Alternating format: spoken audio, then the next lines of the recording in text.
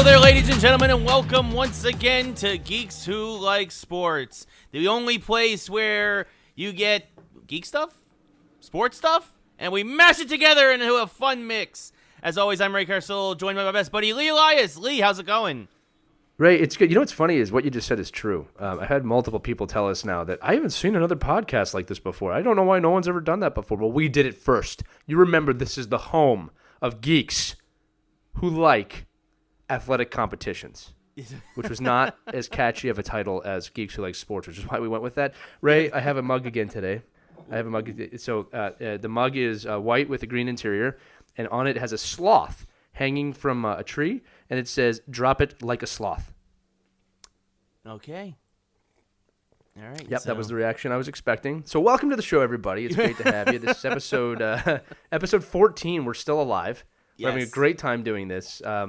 And we've got some exciting topics today. I'm actually excited about this episode because it's Monday, July 1st, correct? Today's July 1st. Yes, we are recording this on July 1st. We had a little bit of a scheduling snafu, so we're coming to you a little later than normal, but we're not it makes up for it because we're not going to have an episode over the weekend of the 4th of July. That's right. So we're kind of because you weren't going to listen anyway.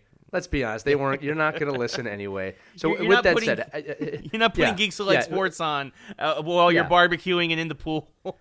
But we should have made a challenge and a giveaway with that. But no, you're not going to listen. So here's the deal: it's July 1st. Happy Canada Day to our friends in Canada. All right, on your independence, and happy 4th of July to our country, America, on our independence. Had to say it, very cliche, but happy birthday to those countries. Yeah. And now on to the episode. All right. So Lee, do you want to start with sports? Or you want to start with geek stuff? Because we got a lot in both subjects. This is going to be a bit of a shotgun episode where it's just going to be pelting people with a bunch of little things. Because there's a lot. Well, why don't we start? You know, we never start with sports. Why don't we just switch it up today and start with some sports? Yeah, that's kind of what I was thinking too. Because we've had. Well, I guess we'll start with NHL and NBA free agency. That's the big thing that everybody's talking about this morning. Winners, losers, people who have traded and been moved around. In the hockey world, basically you've had goalies kind of switch. You had Mike Smith from the Flames is now going to Edmonton. Cam Talbot from Edmonton is now going to the Flames. Phil Kessel was traded from Pittsburgh to Arizona. I mean, there's a lot going on. Lee, if you had one move that you would say is like the biggest move thus far, what would you say it is? Ooh, if I had to pick one, but here's what I'll say. Phil Kessel going to Phoenix is the hot one right now, and it actually is a pretty big deal. Mm-hmm. But the big move for me is actually PK Subban going to the Devils. Oh, yeah. Because it's that mixed with the power of what they kind of have there. So they have Hall, who's a former NHL MVP. They just drafted Hughes, #1 overall, who's going to be right in the show next year. Mm-hmm. They've made some really impactful moves, and PK really kind of gives them that defenseman they haven't had since Scott Stevens. Yep. So that was huge. I mean, that was really big.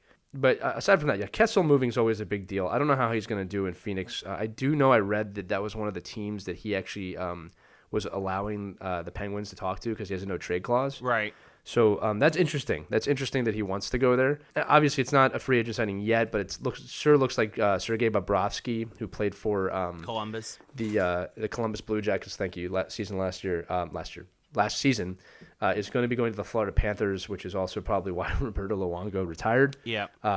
Graciously, by the way, Strombone, loved you throughout your career. Great goalie, great person. Yeah. But yeah, the Devils to me right now are like the wow team of that they're serious. They really want to win. And yeah, that's where I'm at with hockey right now. Yeah, I mean it's true. It's the Devils are making a lot of big moves. Obviously, they had the #1 draft pick. Both the Rangers and Devils top two basically drafted probably NHL ready forwards. Yeah. With the top two picks, which is a big deal. But you've got a lot of which is typical in the draft now. By the way, usually the first 5 players are already ready to go right away. Yeah. So I mean, it's pretty interesting to see. But you've got Joe Pavelski possibly going to Dallas. Matt Duchene possibly going to the Predators. And Duchene, that whole Columbus team is going to get kind of blown dismantled up. Right now. Everybody's a free agent, and everybody's going to basically kind of they're going to have to rebuild again. I mean, there's other big signings, too, that kind of go under the radar just because they're players signing with their own team. But Austin Matthews signed a 5-year deal for $58 million+ for the Toronto Maple Leafs, which is I mean that kind of gets him into his prime, but it doesn't get him past his prime. So it's probably a very smart contract with him, but it's also very good for the Leafs. The Leafs really do need to start winning now. It's been long enough. The other one was Zdeno Chara, which this actually isn't a huge signing, but it's just nice to talk about Zdeno Chara. He did sign another year for $2 million with the Bruins. So that's a good one. Jay Bouwmeester, who just won a Stanley Cup, is back on a 1-year contract with the Blues. So a lot of moves happening this offseason. I don't think we've seen the big splashes, believe it or not, yet. I think there's still some big things that are going to happen. But yeah, I mean, the PK Subban thing, like, you know, people are saying he's underrated. Here's the thing. Every time PK Subban gets moved, he comes out and he's awesome. Yeah. He's awesome. And I expect him to be that way in New Jersey. I like it, actually, because, as you know, I'm in Philadelphia, so I'm within the vicinity of getting up to New Jersey, where Ray is from. Yes. That's Ray's point of origin. I should say that. But I expect to hopefully kind of meet with him up this year and see some stuff. Other things, too. Erik Karlsson signed a $92 million 8-year contract with the San Jose Sharks. That's a bit of money right there. Yeah. You know, you and I will be signing a contract like that soon, I know, as well. Yes, the Geeks who have sports exclusive rights to somebody. Yeah, it's in Bitcoin or Monopoly money. I can't remember, but it's gonna be one of those things. But yeah, I mean, NHL offseason in full swing. Draft was really actually good this year. Just it's good to see some changes happening because it means that, you know, it kind of resets the field for next year. And, you know, Devils were one of the worst teams in the league last year, and now they're looking like, hey, they might be something. So always fun for me as a hockey fan. It's always tough because it's, you know, the sun's coming out, it's getting hotter and hotter, and it just means hockey season's farther and farther away for me. But it's okay, Lee. We'll do it. Okay, we'll see. I do want to switch, Ray. Okay, for those of you at home, we do like to get personal on the show. Ray grew up. I'm actually going to say it like this. Ray grew up a New York Knicks fan. Yeah. But I don't know how any Knicks fans can be fans of that team right now with what's going on in Brooklyn. Nope. The Brooklyn Nets have done one of the biggest coups I've ever seen, signing really a championship squad overnight. Yeah. I mean, overnight they've become the threat. Them and the Sixers, and the Knicks have just done nothing. They've just done absolutely nothing. And I mean, you probably could have said that every year for 10 years. We signed Julius Randle, a bust. Yay! It's unbelievable. I mean, here's the thing: is that Ray and I, just for those of you who maybe are listening for the first time and don't know us, Ray and I used to work in Manhattan, so we have a love for that city. Okay, Mm-hmm. and I'm saying that as being from Philadelphia. You know, when you've worked in that city, we both did about 10 years in that city, I think, in or around the city. Yep. And you start to see Ranger fans and Knicks fans. The Giants play in New Jersey, which I always love to point out, and the Jets do as well. They don't even play in New York, Ray. They don't play there. They're the New Jersey Giants. More than anything, I wish the Giants went back to playing at Yankee Stadium. That actually probably would be a really cool thing if they did that. But honestly, at Madison Square Garden, where Ray and I both pretty much worked, the Knicks and the Rangers, they have a storied history.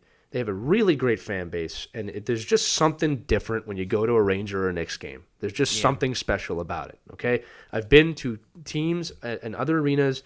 I'm not saying they're bad, but there's something different about Madison Square Garden, okay? And I don't know, the Dolan family, I'm just going to say it, have done such a horrendous job over the last 15 years of managing those teams. And it's not – no one's going to convince me otherwise. There's just no excuse. I will say this, at the very least – because he's more a basketball guy than a hockey guy, Dolan has kind of left the Rangers front office to do their thing. I mean, we did at least the Rangers did make the playoffs for many years in a row. They're rebuilding now, which we know. That's because of Lundqvist. You know, here's the thing. Like the Rangers got, I don't want to say lucky, but because it's not luck, but Henrik Lundqvist was a gift, and he really led them for about a decade, and hopefully they still have some years left with him because I love him as a hockey player and a person. But, yeah, you said Dolan spent so much time on basketball. I remember when LeBron was a free agent before he went back to the Cavs. They spent everything trying to get him to New York, and they ignored the Rangers in that. They didn't even look at the Rangers in that offseason. But, Ray, here's the thing. As a New York Knicks fan, all right, if you still want to call yourself that. Should I get the bag and put it over my head now? No, because you're not the type of fan, man. You would be there proud. It's just this got to suck. I mean, how does someone choose I'm not trying to knock the Brooklyn Nets, but how do you choose Brooklyn over the Knicks? I mean, that just tells you how bad that organization's run. They don't want to be there. Well, I think it's also the fact that, I mean, and I understand it to a degree. I mean, if you're Durant, the Knicks didn't offer Durant the max contract. Yeah. They didn't, because he's coming off an Achilles injury. You don't know how he's going to be after that. So I mean, and the Nets came with more money. I mean, so you can't blame Durant, and in this case, you can't even completely blame the Knicks, but like, because you did the frugal thing. But at the same time, by doing the frugal thing, you've completely let the air out of your fan base. Like, you've just sucked the air out of the room because there's like, what do we have to root for in the next few years? I mean, the kid they drafted, he's going to be a good player. We have no idea if he's a generational player or anything like that. Like, I mean, like, and then who else do they have? Again, Julius Randle is by all accounts a bust. After the Lakers drafted him, he's a journeyman basically now. Like, that's your big and you got Taj Gibson, whoop-de-doo. You got a couple of journeymen. Like, congratulations. Yeah, it's just look, when you think of the Yankees, right, and you think of some of these other New York teams, even the Giants at some points, it's like, look, we're going to win. I just haven't felt that way about the Knicks. They're a non-starter for me for years. I mean, there was a time there when they had Carmelo Anthony that was like, maybe they're gonna do something. That was a mess, right? I mean, you can even go back as far as Starbury.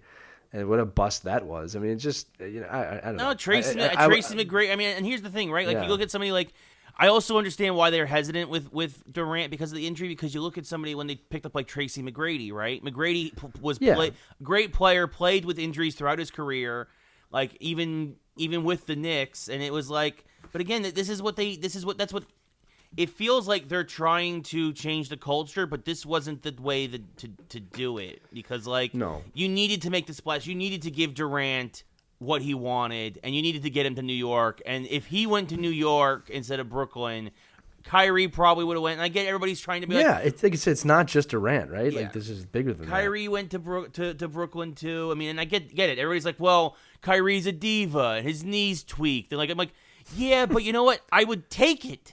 Because when they're good, they're not just good, they're the best players in the league. Well, and there's a cultural aspect to this. And the thing is that what this has shown me, keeping in mind I'm not a New York Knicks executive, but I do have my experience in sports in that realm, and plenty of it. This shows me that the culture at the New York Knicks is not one of winning, and players do not want to be there. No. And that the Brooklyn Nets have swept in and said, look, we're going to win, and convinced them. Convince them that that's going to happen. And look here, I'm a Sixers fan. I've watched. Look, they told me to trust the process, and you know what? They were right. Okay, like we should be closer than we are. But the Sixers are one of the most competitive teams in the NBA now. Okay, but this is ridiculous. If you're a Knicks fan, I mean, like I would be upset. I really would be. And look, maybe there's a bigger plan, and they're building through the draft, and next year they do something big. But they better make up for it, because you're right, Ray. Like, why would I go to a Knicks game right now as a fan? Like, it's almost like the Flyers in hockey last year. A good friend of mine got season tickets. I said, what are you doing? Like, this is not the year to have season tickets. Yeah. And they lost most of the games he was at. So anyway, I don't want to take away from the rest of the NBA. A lot of moves going on in the NBA. It should be an exciting season. Toronto winning really shakes everything up, and I love it, because if there's anything about the NBA that's tough for me, and I'm saying this actually about me because I don't want to speak for other NBA fans, but I'm not a big fan of continuous dynasties over and over and over again. I don't want to see the same two teams in the final every year. I love that Toronto came in, swept in. They had a huge celebration up there. Congratulations once again to the Raptors, and just shows that dynasties can fall if you build the right team. But also, and of course, that team was credit to the Warriors, because they came out on fire in free agency, and they've been making moves left and right to make up for the fact that Durant is leaving. They traded Andre. And that's what you want to see. They traded Andre Iguodala. They acquired D'Angelo Russell from the Nets. Like, this is a team that, speaking of cultures of winning, they have a culture of winning now, and they like winning. They re-signed Clay to a max deal, so he'll be back. They want to compete for another championship with or without Durant. Yeah, and this is the deal, right? Is that, that's what you'd want to see if you're a fan of a team. Mm-hmm. We just lost in the finals. We're not sitting around. We're going to make some changes. Yeah. That's what you want to see. And there was a time in which the Knicks were like that, and it's been 20 years. I mean, since Ewing retired. It hasn't really been that way since Ewing retired. Yeah. So, Knicks, get your act together. If you're a Knicks fan out there or a fan of basketball or the NHL, let us know. Make sure you email us at Geeks Who Like Sports, or in today's sports geeks that like things. I don't know what the backwards version of geeks who like sports who like geeks. No. Email us at geekswholiksports@gmail.com. Let us know what you think about sports or any other sports topics you want us to talk about. But yeah, NBA, NHL, free agency, full-blown. MLB season is starting to get to the dog days, which is always a fun part of the year because for me it's the most boring part of the year. The All-Star. My team has just been tanking. Yeah, the All-Star break is next week. Yeah, your Phillies have been really struggling, dude. Just really bad. Yep, I don't even want to talk about it. Yeah, my Yankees, on the other hand, knock on wood. I mean, when we first mentioned baseball the first week of the season, when we first started the podcast, our two teams looked to be going in different directions. Yes, this is very true. But the Yankees now are, I believe, 7 games in first place over the Rays, 11 over Boston after a 2-game sweep in the London series in one of the craziest, highest scoring baseball series I've ever seen. I mean, they set all kinds of records. Yankees scored 50 runs in 2 games. They scored 29 runs in 2 games. 50 runs were total scored between the two teams. Which is a series record between Yankees and Red Sox for a 2-game series. Just no pitching whatsoever, but the field looked great. England really seemed to embrace our game, and now they're talking after they have 2 more years left with the London series. And they're talking about maybe going to maybe Berlin or Munich or Paris after London. And I just want to comment that the NHL led the way with going to London first things, and then the NFL followed, and now we're seeing it in baseball. So the New York Yankees, obviously in first place in the American League, 54 wins, 7 games up on the Tampa Bay Rays with 48 wins. A stunning number, Ray, 48 wins, more than the fans they have in the building right now. So incredible. It's true. It's so true. And then Philadelphia, again, we're just following our teams here, trails Atlanta 5.5 games. It's just ridiculous. There's just no excuse for that team. I believe they're still in a wild card spot right now, but they better get their act together. Actually, no, they're not in the wild card spot. They're looks like a game back on the wild card spot. So look, dog days, a lot of time to go. They can recover from that. Oh yeah. Obviously, we like our teams. We want our teams to win. Yeah, I mean and who knows what's going to happen at the trade deadline, right? The hard. Yeah. This is the first time in a long time they've had a hard July 31st trade deadline. There will be no trades after the 31st this year of July. So you expect a lot of moves in the coming weeks in baseball. Also, quick thing we want to touch upon. I happened to be at the Dodger game a couple of Sundays ago. That's right, you were. They beat the Rockies 6-3. I mean, it was Will. Oh yes, I totally forgot we were going to talk about this. This is good. Yes. Go ahead. It was a great series for the Dodgers. I'm not a Dodger fan, but I like to go. I love baseball, so I love to go to a game when I get a chance. 3 games in a row, they had rookies walk off, but in that game, in the first inning. Actually, there was a lot of craziness that happened in this game. The first inning, Clay Bellinger, this isn't the first time it happened, and it won't be the last unless something happens, hit a line drive foul ball that almost knocked the woman out. She had to go to the hospital shortly afterwards. They said everything was fine. It was just precautionary. And all reports seem to have confirmed that she is okay now. But the Dodgers have now talked about extending the netting all the way down to the foul poles. And a couple of teams have already done this, including the Washington Nationals. And what I want to know from you, Lee, is because I think it's good and bad. I see both sides of the argument. Is this good for baseball or not? If every stadium were to extend the foul netting all the way down to the foul poles. Yeah, look, I'll give you a little context on my answer. I'll tell you my answer first. It's a no-brainer that they should be doing this. It's almost unforgivable that it hasn't happened because someone's going to die. It's going to hit someone in the temple and they're going to die. It actually already has happened. Yeah, that's my point. It's happened in hockey too, and so hockey, a little girl was killed by a puck that flew up into the crowd years ago, and that's when the netting from hockey came in. And there's a lot of complaints about where we see the ice. You know what? No one has ever complained since the nets have gone up. There's a little bit, but you can see the game. Safety of the fans is the first thing. No one should have to ever come to a game and lose their head. All right, pun intended. The other thing too is that there's a lot of talk about people should be paying attention. Look, people pay attention in hockey, and that's a game that's going all the time. Baseball's a leisure sport. I'm not saying that in a negative way. It's a leisure sport. You have a beer, you have a dog, you sit there and you talk. Yeah. So the odds of someone not paying attention are even bigger. All right, these balls are missiles when they get hit. I was going to say that the ball is 100 miles an hour coming off the bat. Like, if you're talking about 100 feet away, you have a second maybe to react. Yeah, it's not. I just don't. we're talking about lives. We're talking about safety here. I think there's enough technology and smart people out there that they can make a netting that's going to be easy to see through. They already have the counterparts in the NHL doing something similar. Yeah. Yes, protect the fans. Okay, you protect the fans. It's that simple. All right. No one should have to go and have a serious injury because of that. I don't care what the percentage is, because it's like, if you're doing it by percentages, like what are the odds? Well, what's someone's life worth? Yeah. The odds. Are you kidding me? So that's my thought. And I don't know if you have a different one, Ray, but yeah, it's a no-brainer. You should totally have these nets. No, yeah, I think safety first for sure. I mean, it is sad there. I saw when I was watching the Yankee game the other day, Aaron Judge after his warm-ups in the middle of the game between innings, ran over to a fan, gave him the baseball, gave him a fist bump, ruffled his hair. You are going to lose some of those special interactions that you had. No, here's the thing. I don't even agree with that, and I'll tell you why. Because in the NHL, the nets aren't up all the time; they go up and down. Like you could easily lift these nets. Well, that's what I was going to say. Unless you make the nets, what you should do is make the nets retractable and bring them up and down between innings or whatever. So yeah, that's not hard to do, and that's what I was saying about the technology. It's like there's really just no excuse. I don't buy it. Ray, they have to have these nets because Ray, they got to catch them all. They got to catch every single thing that flies out. They got to catch them all. Got to catch them all. Well, Lee, what a transition! You like that? That was good, wasn't it? Speaking of catching them all, we're moving into the Geeks segment of the show now.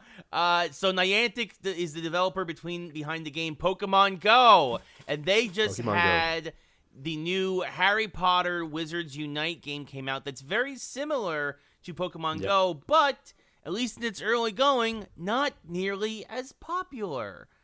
Nope. Which is surprising because you would think that Harry Potter is a brand on par with Pokemon or whatnot, but at least now I'm not a big Harry Potter guy. I admit this up front. Really haven't been playing the game much. Not really my thing. Yeah, there's Pokemon Go. I just thought this was good background music for this segment. Hold on, keep going. From what I understand from a lot of people is that the Harry Potter Wizards Unite, the idea of catching creatures, the idea of walking around in this augmented reality, it actually doesn't play as well. And from what I understand as well, it's a lot more convoluted, and it's also a lot more. They are really driving you to try and get microtransactions in this a lot harder than in Pokemon than ever in Pokemon Go. In Pokemon Go, you can very easily grind things. Yeah. In Harry Potter, it feels like that they've instituted a lot of artificial barriers to tempt you to spend real-world money a little more. And everybody I talk to, that's a huge turnoff. But again, I haven't put a lot of time into it, so we want to know, and I obviously, Lee, I want to know what you think, but we also want to know, everybody out there, have you guys been playing the Harry Potter Wizards Unite? What do you guys think of this game as compared to Pokemon Go? Because to me, Pokemon Go is still king. Yeah, so I have a few thoughts on this. One is that we have to kind of go back in time to 2013 when it came out. I forget when it came out. Pokemon Go, 2016. 2016, yeah, that's right. So remember, that was an enigma that kind of took over. It was crazy. It was crazy when that game came out because it was really the first time we'd ever seen a game that augmented reality in that way with a property that we loved. So we were able to grow with that game. And people forget, there were a lot of problems in the beginning of that game. Yes. A lot. Yes. Right? So I was living in England at the time, and I remember, Ray, you actually got the game in the States, and it came over to England a few weeks later. And it was so slow. I remember that. And I asked you, and you told me, like, no, it'll speed up in a few weeks. They just kind of, I guess they got to get the servers online because so many people are jumping on the game. They didn't anticipate the popularity of the game. Yeah, and it's a great game, still is, right? But what I remember for the first time ever, and I had never seen this, was I'd go out. I lived on an Air Force base at the time, and I remember I would see people walking throughout the base, and we all knew what they were doing. Yep. Like, everyone was playing this game. So we had time to evolve with that. There was an excitement with that. It was new. The game was changing every week. The game is still changing. It's a great game still. Yeah. I don't have a problem with it. When they brought microtransactions in, you said it. You didn't really need them. It was kind of more of a like a. If you wanted to spend money, you could, but you didn't have to.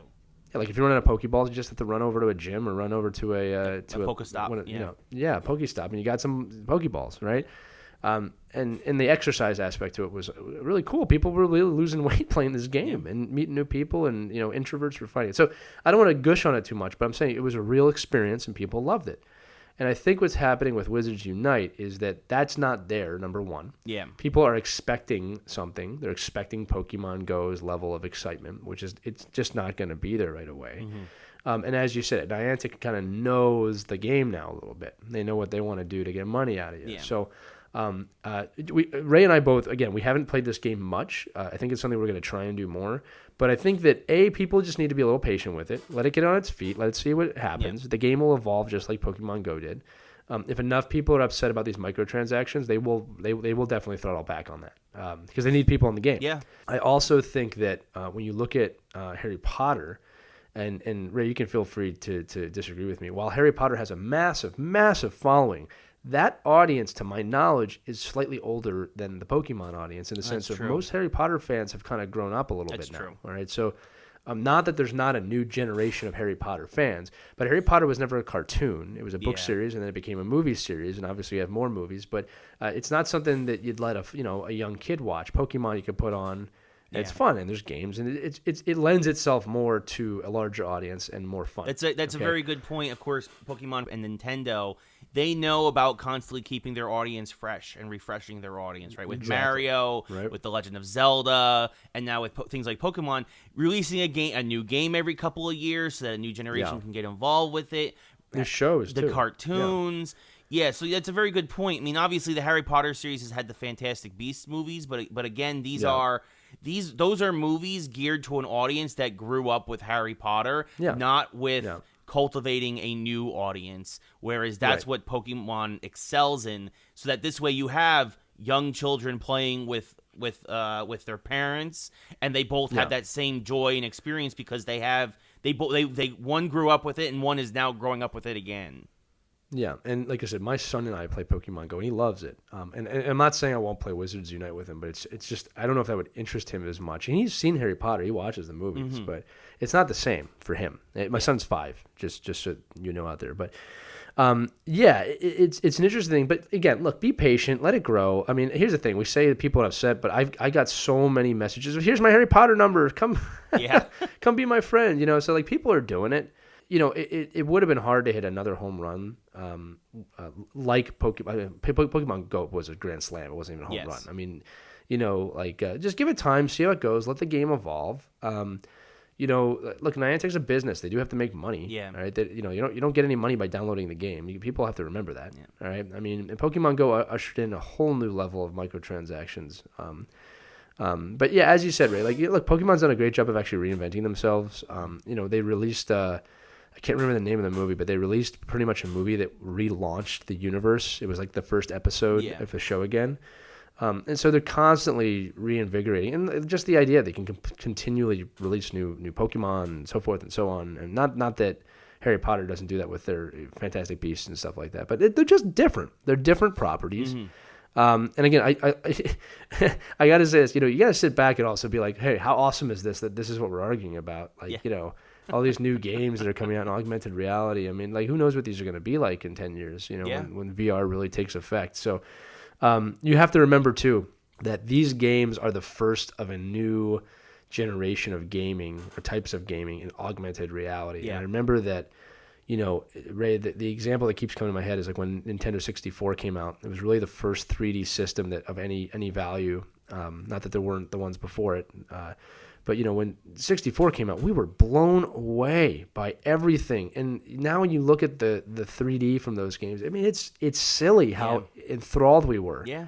Games like Killer Instinct Gold, obviously GoldenEye, Star Fox, all these things. I mean, they were Mortal Kombat 4. I remember seeing that for the first time and my mind was blown. But that was the start of a new evolution of gaming. Because the first time you're playing in a 3D space.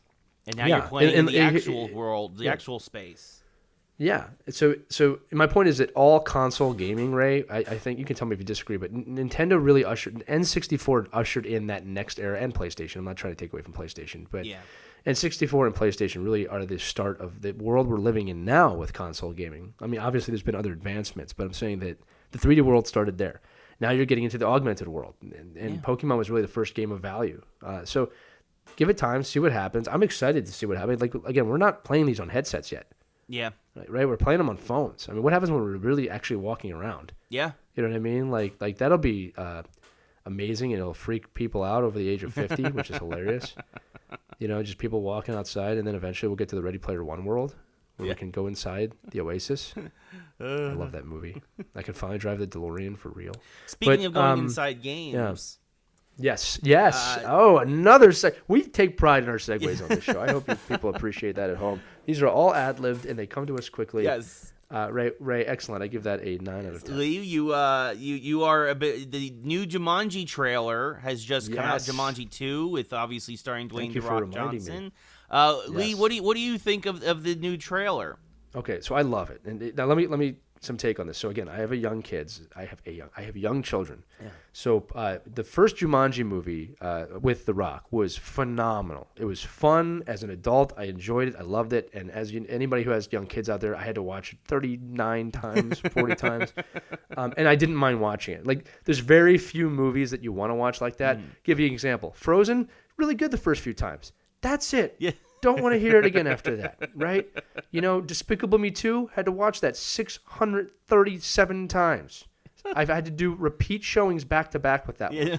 Okay? All right? I remember that when my boy was young, and we would wake up at 3 o'clock in the morning. I was too tired. We had to watch it. Anyway, not something you want to watch many times. Jumanji was really good. And the new trailer came out today, and there's a twist. This is not really, it's a spoiler alert, but just go watch the trailer real quick if you don't want to know the spoiler. Yeah. But so what happens is Danny Glover and oh my goodness, the Penguin, Danny DeVito. Thank you. Sorry. So they're both in the trailer in the beginning, and it's like the main characters from the first movie's grandparents, right? And I'm like, oh wow, that's cool. They're in the movie, and then you find out. So they go back in the game. So again, real quick, in the first movie, all 4 characters: The Rock, Kevin Hart, all the main characters, Jack Black, and I can't remember her name, the girl from Doctor Who and the Avengers. Anyway, they're all teenagers in this Jumanji world, right? So when the trailer comes out for this movie, you're thinking it's going to be the same, they're teenagers again, or they're just a little older. And what ends up happening in the trailer is Danny DeVito and Danny Glover go into The Rock and Kevin Hart.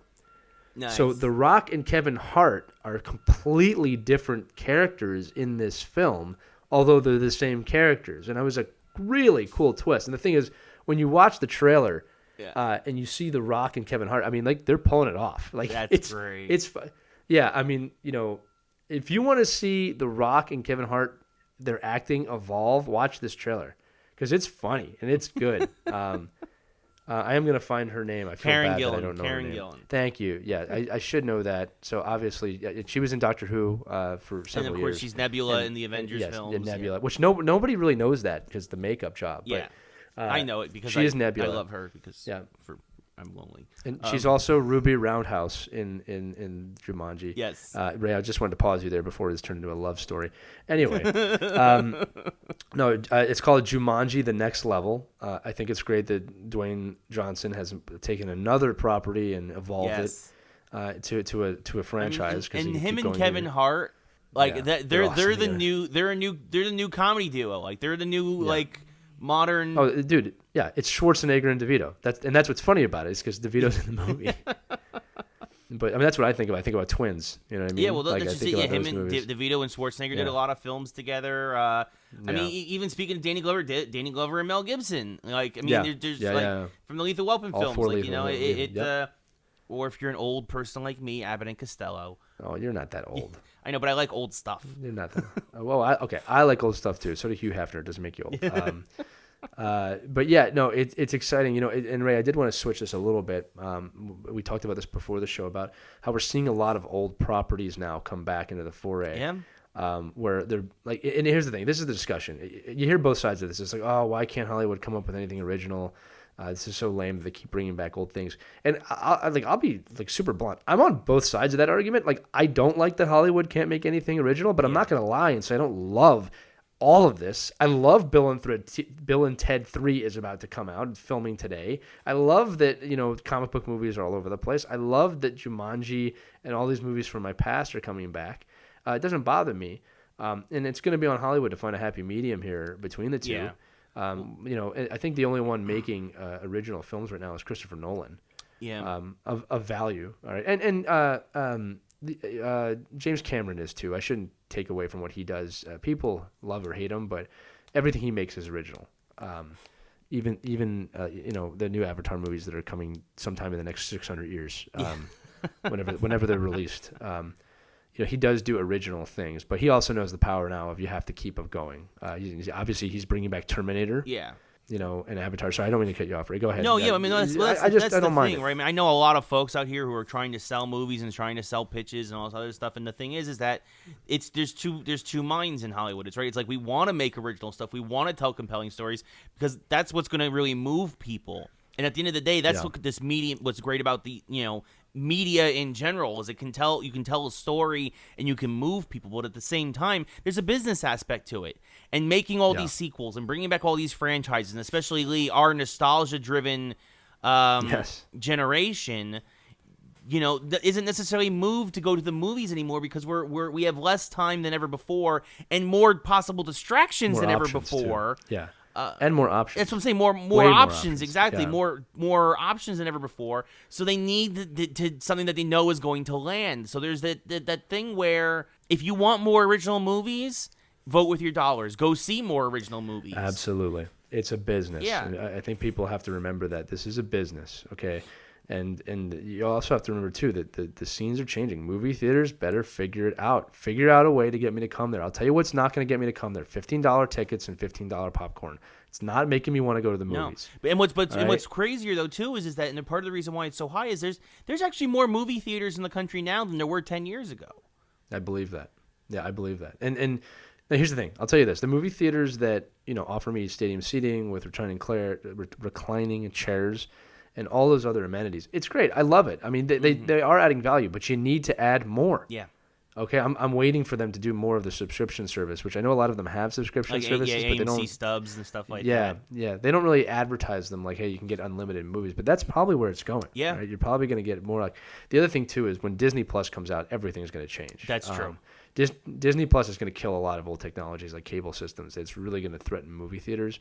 But yeah, here's the thing. Like you look at Netflix, and it's funny now that we're starting to see Netflix is older. Like we're actually getting to a point now where it's not the first choice for some people.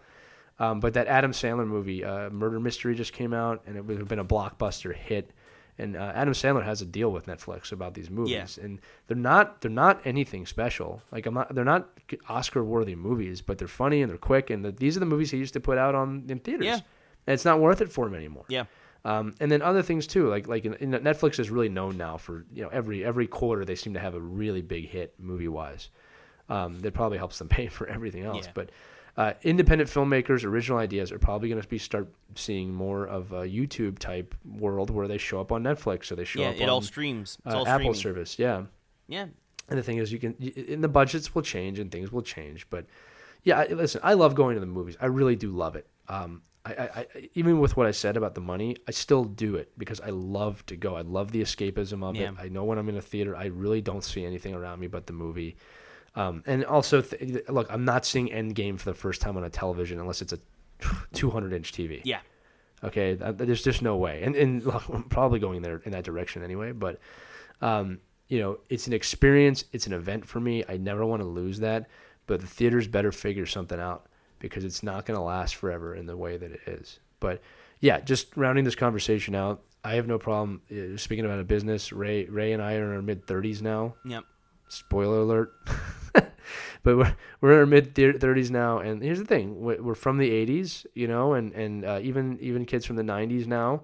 Like we're the main buying age, and now everything's targeted towards us. So if you hate that all these kind of sequels are coming out, you're probably older or younger than that. But here's the thing: we have the dollars to spend on this stuff, so they're going to focus on us. They have not touched my favorite movie yet, Back to the Future. I don't know how I would feel if they did that. But look, how about this? We're living in a time, Ray, you'll like this. We're living in a time where they could screw up Ghostbusters and then release another one to fix it. Yeah. All right. And again, I don't even think that Ghostbusters movie was bad in the sense of the Ghostbusters that came out not too long ago. It wasn't that bad. It just didn't fit well at all in terms of being Ghostbusters. It wasn't marketed correctly, and had they just rebooted it and said that, it would have been different or a continuation. They messed that up. But they put that out, put a lot of money behind it. It tanked, and they're doing another one. Like, that's unheard of. Yeah. That's unheard of. They made Spider-Man 3 times. Yeah. 3 times they made Spider-Man. I mean, think about that for a minute. You know, that's incredible. So, Yeah. As a geek, we love it. As a geek, we love it. If you're an artsy film person, and there's nothing wrong with that, this is not your time. But you had your time. You had your time for the last 30 years. Mm. This is our time, the time of the geek, the geeks who like sports. Yes. If we could only mash them together. Also, if on the off chance you hear a bunch of noise in the background, that's my garbage truck is coming to pick up the dumpster. Unfortunately, this is why me and Lee don't usually record on a Monday. Yes, but see, Ray is on the 90th floor of a skyscraper somewhere in Los Angeles recording this episode, but the garbage still has to get picked up all the way down there on the bottom floor. He's at the top of his building, wherever that is, and I am sitting in an ivory tower with guards and a moat. In my living room, no, in my office. You mentioned Lee. You mentioned seeing Avengers on the big screen. I just want to mention very quickly they re-released it this week. Yep. And then I shouldn't say 6 minutes. 6 minutes of extra footage. Do you think they extended the credits? What do you? Yeah, I think they put it towards the end. That it was like more at the after the end credits. But I didn't go to see it. I'm not gonna go see it again. No, I'm not either. Not getting my money. It's out on digital today. That's the funny thing too. It's out today. You can download it. Yeah, I mean, well, here's the thing, right? I mean, it was still. So it's right now about. It's gonna probably be in theaters for probably another week or two. Yeah, they're trying to catch up to that. They're as of right now, they're $26.7 million away from Avatar. I don't think they're gonna. Look, I think they're gonna fall about 15 million short. Here's the thing. This is the thing. Even if they beat Avatar, even let's just say they did it. Like I said, it's funny to watch that they're trying to do this. But here's the deal. Even if they beat it, Avatar came out when? 2006, 7? 2009. That's what I said. 2009. But here's the thing. You think about ticket prices from then to now and what Avatar did as an original film. This is the 22nd film, right? Or was it 23rd? I always forget. Avengers Endgame is it's in the early 20s of a franchise. Yeah. Avatar was not. Avatar was the first of its kind, and there's even if they beat it, you're not taking anything away from what Avatar did. Right. Because, James Cameron is known. I think he's got 2 of the top 5 all-time. Yeah, he's got this in Titanic now. Yeah. Yeah, and you knew Titanic obviously before it came out, but like what he's done, what Avatar did. If this was the first like Iron Man movie doing it, I'd be like, wow, that's incredible. But it's not. This is 22 movies in, and when you add them all together in the revenue, it's like, that's what you should be focused on is the complete revenue of the entire Infinity saga. Yeah. All right, but like beat Avatar. You don't beat it. It's iconic. It's never going to go away. And like I said, in 2672, when the next movie comes out, we'll see how it does. That's the real question I have is the new Avatar movie going to tank? And here's the thing: everyone's going to say, "I'm not going to see it. It's been 10 years, 11 years. You're going to see it. Yeah, of course you're going to see it. Don't lie. Tell me you're not going to see it. You're going to see it. Just the curiosity alone. Yeah. It's probably going to be awesome. It's probably going to be awesome. Like. If there's anything I've learned about James Cameron, Ray, you can say this about Marvel MCU too. Okay, until it sucks, I'm not gonna make any judgments. Yeah. They have not made a movie that has sucked. They've made movies that you like less than others. That's it. No, it's true. It's very much true. It's very true. But Thor 2 did not suck. I do want to say though, also what's interesting is that Avatar was in theaters, or at least a few theaters, for 240 days. Yeah. 8 months. Avengers has been in theaters for 2 months. Yeah, which is weird. It is crazy, but I mean, it also shows with movies used to be able to sit in theaters, or at least some theaters around the country. I mean, obviously it wasn't. When I'm talking about, it had like 10 theaters in like its last week, right? Like, I get it. I know what you're saying. But like, because you know what, Revenge of the Sith did the same thing. It was in there for a long time. Yeah.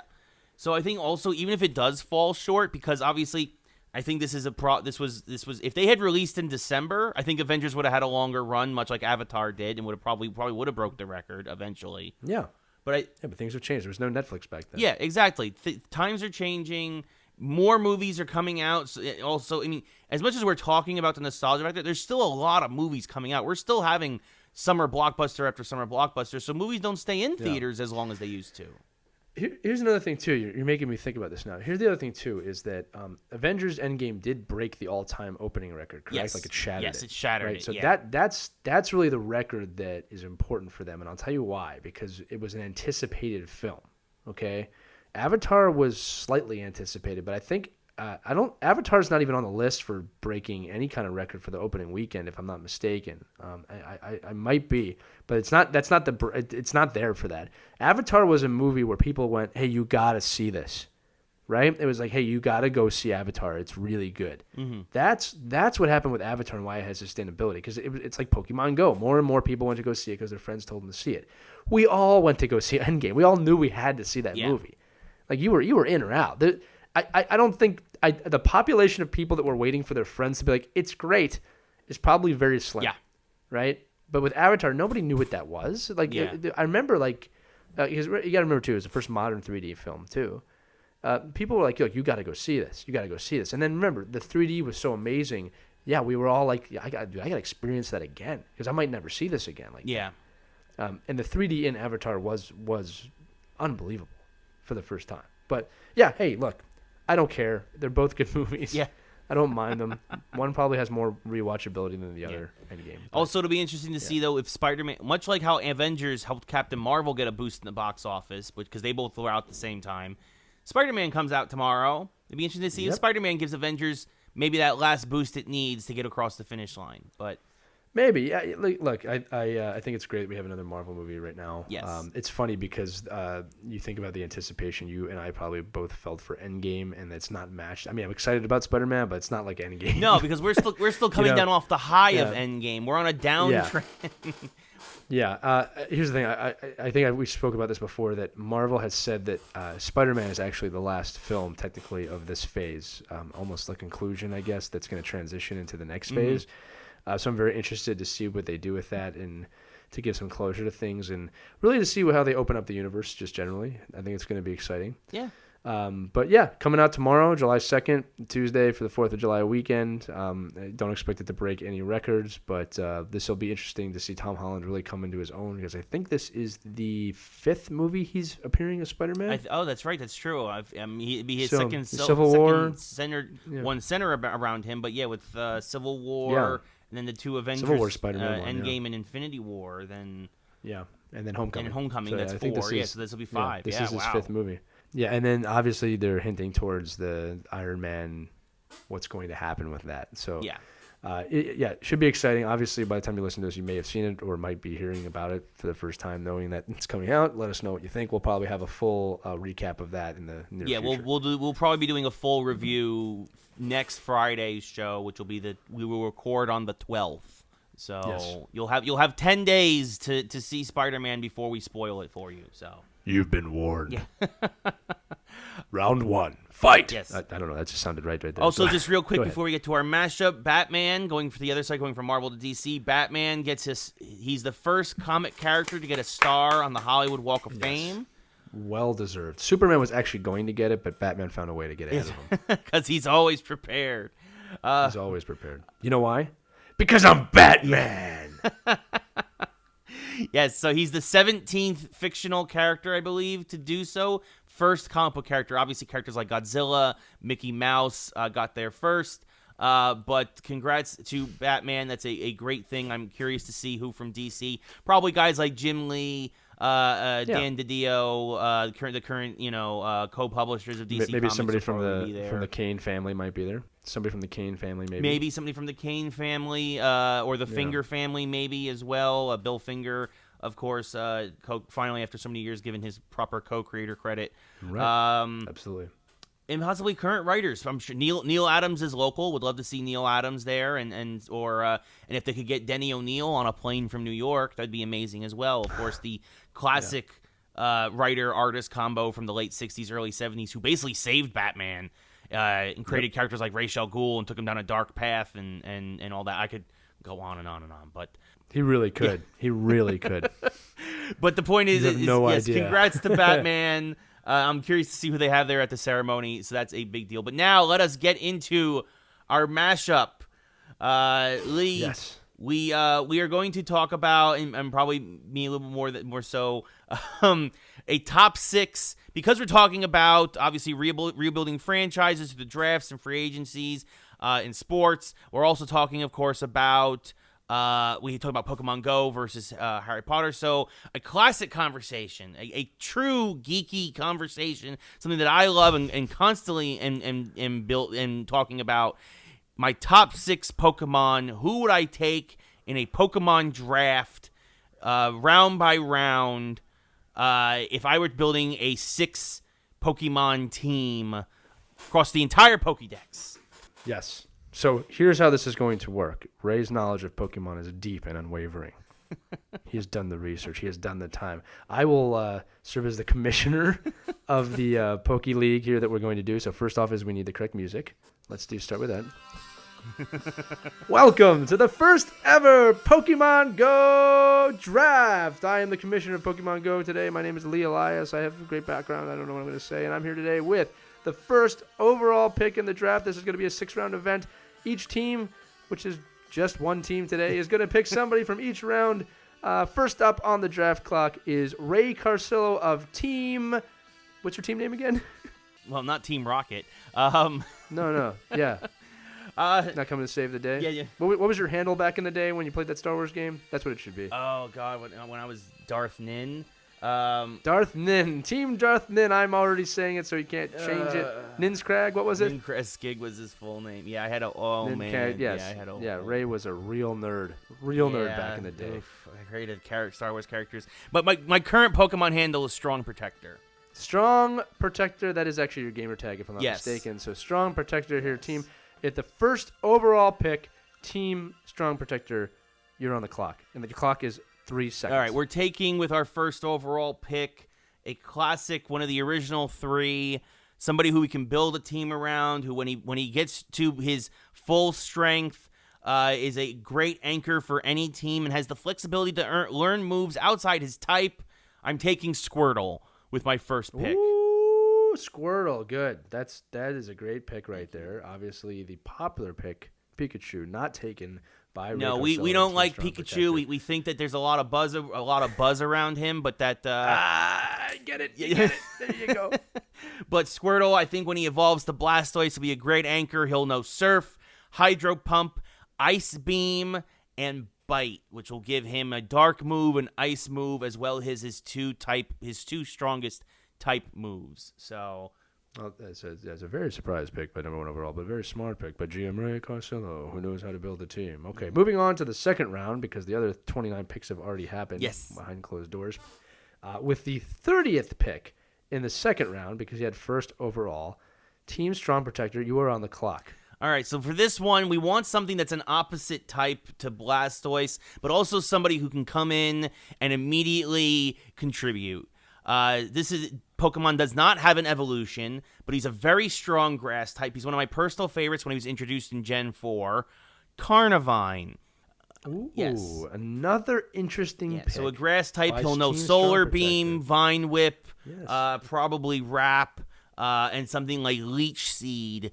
Really leaning into his strengths as a grass type, and definitely somebody who could actually be the first Pokemon out. Especially while we're still evolving Squirtle into our Blastoise. Ray, I gotta tell you, you are such a nerd and geek, and I am so proud of you. That's exactly what this show is about. I can't wait till we do the Star Wars draft later on. Okay, round 3, Team Strong Protector now with a really strong leading the pack. So far, an A+ grade on the draft. Thank you. Team Strong Protector in the third round with pick number 12. Well, again, looking for... Wait. You're on the clock. Oh, thank you, sir.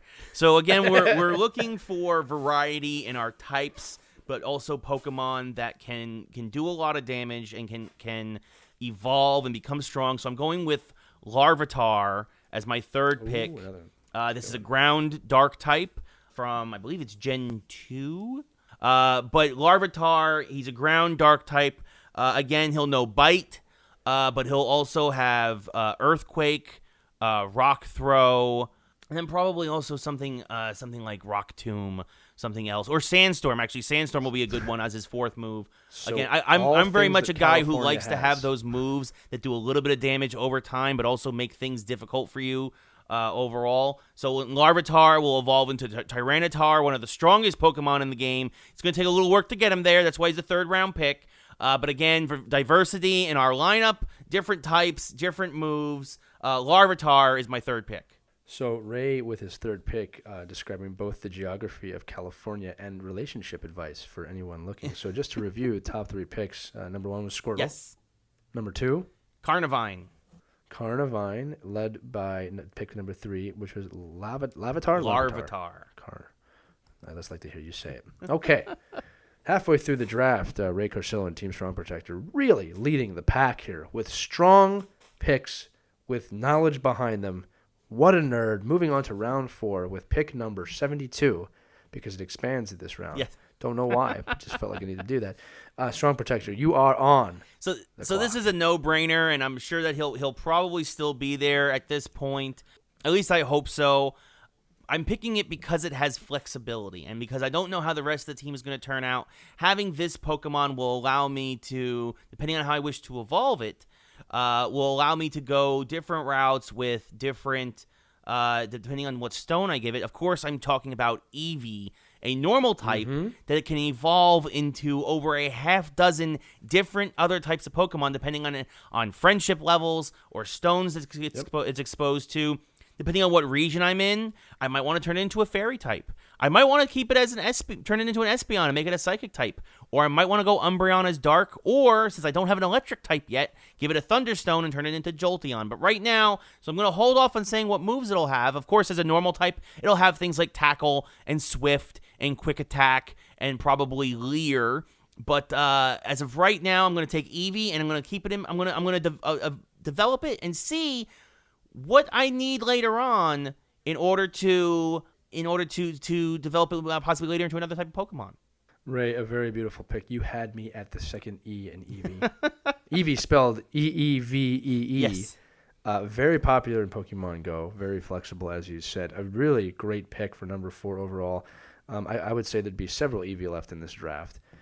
Because that's one of the things that makes this draft funny at the end of the day. Okay, moving on. We have 2 picks left, 2 rounds left. In the 5th round of the Pokemon draft, Team Strong Protector really protecting strongly. That was not a good pun. At the 5th overall pick, 5th round, Ray, with pick number 6, you were on the clock. So for this one, we're going for a little later in the Pokédex, something that's not even in Pokemon GO yet. It's Fletchling. Ooh. It is the fire flying type. It's a firebird.